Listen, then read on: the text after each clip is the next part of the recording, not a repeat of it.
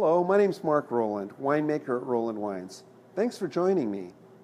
You know, we get hundreds of people come through our tasting room and they want to know about wine and the winemaking process. And so I decided that this would be a really good idea to start something called 1 Minute with the Winemaker, where we can answer some of those questions and hopefully give you some knowledge, most of all to enjoy wine more.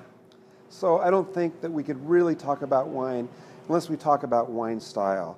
So if the goal is to make wine that goes really well with food, we really need to focus on the idea of balance in the wine. I mean, for example, you don't want to have a wine that has a really high alcohol content in it because it's not going to make the food taste good. It's going to be a little bit sharp. It's going to be a little bit hot on your palate. So I think a wine really needs to have a good fruitiness. I mean, after all, it is grapes and it is wine.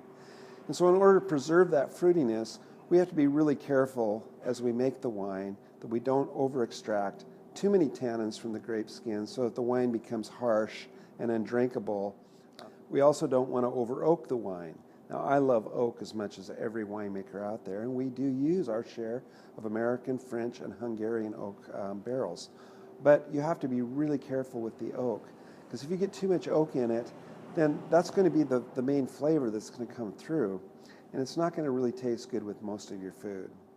Vineyard site selection can be really important, like when we were looking for some Cabernet. We decided to go to the Columbia Valley to Stillwater Creek Vineyard.